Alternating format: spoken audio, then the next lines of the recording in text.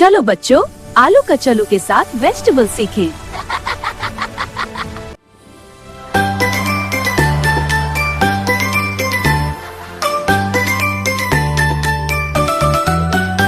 आलू कचलू बेटा कहाँ गए थे? आलू कचलू बेटा कहाँ गए थे? सब्जी मंडी में घूमने गए थे। टमाटर आया लाल लाल लाल, बोला मैं हूँ गोल लाल लाल।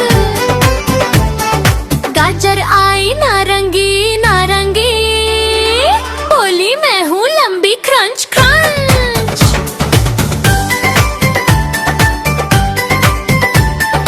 चिंगन आया जामिनी जामिनी, बोला मैं हूँ मोटा गोल गोल। आलू कचलू बेटा कहाँ गए थे?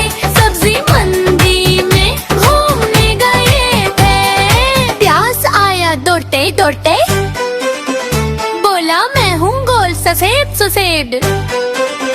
शिमला मिर्च आई हरी सुर पीली, बोली मेरे हैटे रंग देखो देखो।